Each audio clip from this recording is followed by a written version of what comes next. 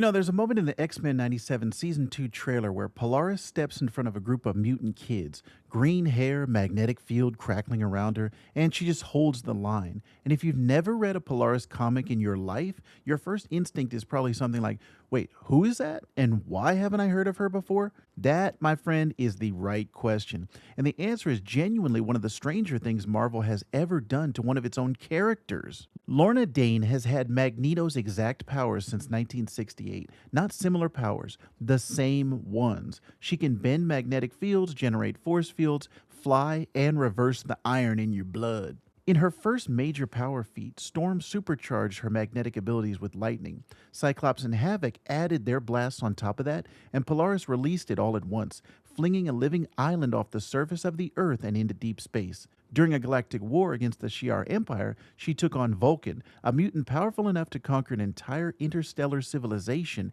and crushed his own armor into his body with her bare hands. She's been doing things like this repeatedly since before most of the X-Men's most famous storylines existed. And for most of those 35 years, Marvel spent a significant portion of their time making sure she couldn't. Let me be specific about that because the specific version is what matters. Lorna Dane has been mind-controlled, brainwashed, or psychically hijacked 6 documented times. 6! I don't mean 6 times across different realities or what-if stories. I mean 6 times in the main 616 Marvel continuity to one character across a single publishing history.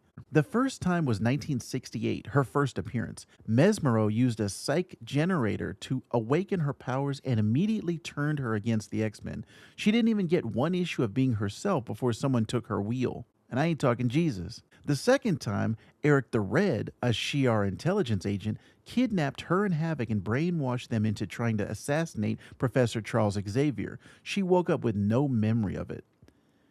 And then there's Malice, an actual psychic entity that possessed her body and used it to lead the Marauders, a mutant assassin squad, against her own teammates for years. Not days, I'm talking years. Think about what that means. She came back to herself and had to look at the people she loved, knowing her hands had been used against them. And she had no way to explain it and no way to take it back. Malice became so fused with her that when Malice eventually tried to leave, she found she couldn't. Lorna's energy matrix and Malice's had merged. She was trapped inside her own body with something that hated everything she loved. After Malice, there was the Shadow King, one of the most powerful psychic entities in Marvel history, who didn't even bother to possess her. He just used her as a gateway, a door. He reached through her connection to the Earth's electromagnetic field and projected rage and hatred across the entire world, amplifying every act of violence and anger on the planet, and she was the instrument he used to do it. She wasn't a character in that story, she was the infrastructure. And then our boy Apocalypse, who we're going to see in the X-Men 97 Season 2. But I want to come back to that one, because here's the thing I keep coming back to while I was researching this video. I want to be honest that this is my read and not something you can look up in a trade paperback, but I think there's a specific reason that this kept happening to her, and it's not the reason most people point to. The easy answer is that Marvel undervalued women, and that's true to a certain extent, but it's not the whole story, because there were plenty of female characters who weren't treated this way. Jean Grey had the Dark Phoenix saga, Storm had Life Death, Emma Frost had the Morrison run. Polaris didn't have any of those, and I think it's because she scared them. Magneto works as a character because his power set has a built-in emotional engine. He's a Holocaust survivor. His rage is the explanation for everything. The magnetism is an expression of what's already there, grief and fury, and the specific earned certainty that the world will always come for his people. Writers know what to do with that. The thesis is right there on the surface. Polaris has the same powers and none of that engine. She's not defined by rage. She's not a villain. She's not anyone's nemesis. She's a woman who just has this. And I think that genuinely broke Marvel's writing instincts for decades, because a character that powerful who also has interiority, who also gets to be complicated and uncertain and sometimes wrong, requires a kind of emotional work that is harder than giving someone a clean motivation and letting them burn. So instead of doing that work, they kept finding reasons to take her wheel, give her to a villain, let someone else use her powers, reset her, put her in Havoc's orbit, and call that a storyline. While I was researching all this, I found an X-Men thread on Reddit where someone was trying to figure out the same problem, and one comment stuck with me. The gist of it was that outside of a couple of specific writers, Chris Claremont early on and then Peter David later, almost nobody wrote her as a real character with depth. Everyone else reduced her to one of three things. She's mentally unstable, she's Havoc's girlfriend, or she's Magneto's daughter. And someone else in the thread pointed out that she's never had a signature story. Like I said earlier, Jean has that Dark Phoenix saga. Rogue has the Carol Danvers story. Storm has Life Death. Again, Polaris, nothing that everyone agrees on. That's what stuck out to me, because it's not that the stories weren't there, it's that Marvel kept interrupting them. Okay, let's get back to Big Daddy Apocalypse. After M-Day, Wanda Maximoff's reality warping spell stripped most mutants of their power. No more mutants. Polaris loses her abilities entirely, and Apocalypse, the oldest and most powerful mutant in Marvel's history, comes to her with an offer. Become his horseman of pestilence and get your powers back. She said no. So he takes her anyway. He doesn't just overpower her, he wipes her mind first. He erases Lorna Dane specifically so he can use what's left. And then in X-Men Volume 2, number 185, he asks her how she feels when he says her name, Polaris. And she says she feels nothing, absolutely nothing. That scene is not really about Apocalypse. That scene is Marvel accidentally writing a perfect metaphor for what they'd been doing to her character since 1968. Take the power, remove the person, ask what's left, call it a storyline.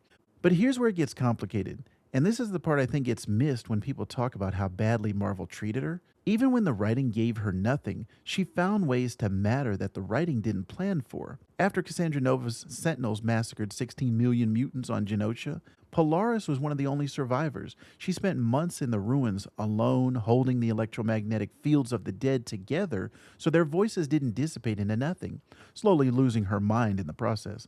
When the X-Men finally found her, she was surrounded by what eyewitnesses described as hundreds of flowing plasmoid voices, fractured electromagnetic manifestations of the people who had died, bleeding through her magnetic field because she refused to let them go. And then in the middle of all that, the X-Men accidentally triggered a black box recording device, Magneto's final message recorded in his last moments before the massacre. His voice started playing across the ruins of everything he'd built, and Polaris, half out of her mind, months into a breakdown, surrounded by dead people, used her powers to broadcast that voice across the island. When Magneto couldn't speak anymore, Lorna spoke for him.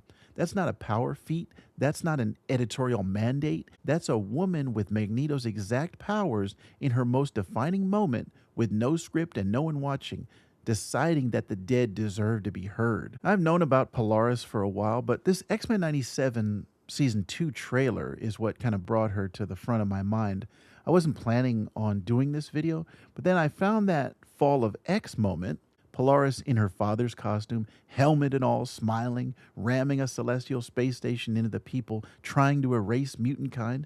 And I realized it had happened 2 years ago, and I had completely missed that. Not because I wasn't paying attention, because nobody made it loud enough to hear. Let me back up and explain that, because it is the payoff to everything. In Fall of House of X number 2, 2024, Polaris returns after mourning her father's death.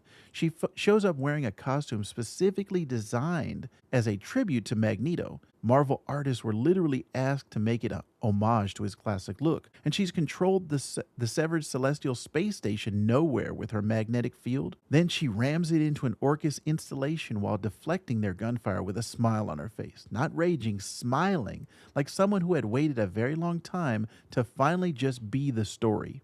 She also won a fan vote in 2021 to join the main X-Men team. 53 years after her debut, the readership voted her in. And even a democratic mandate from the fans, wasn't enough to make her a household name. Which brings us back to the trailer. X-Men 97 Season 2 has her, voiced by Neve Campbell, with a confirmed pivotal arc. The series' original director, Larry Houston, put it plainly. He said, Polaris is as powerful as Magneto, and she has a pivotal character arc that affects both the X-Men and X-Force, which she always was, which was always the whole point.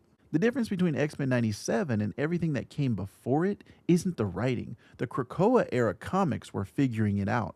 Peter David figured it out twice. The difference is the stage. Animated television reaches people who never walk into a comic shop. X-Men 97 Season 1 reached people who cried at a cartoon for the first time in 30 years. And I think Season 2 is going to introduce Polaris to an audience large enough that who is she stops being the first question people ask. She didn't need to be simplified. She didn't need a clean villain motivation or someone else's rage to borrow. She just needed writers who weren't scared of a woman that powerful who also got to be a whole person, and an audience large enough to make that matter. 35 years, 6 brainwashings, 16 million people dead, one black box playing in the ruins, one smile in her father's costume while she rams a space station into the people who tried to erase her. Turns out she was always this. We just finally have a screen big enough to see it.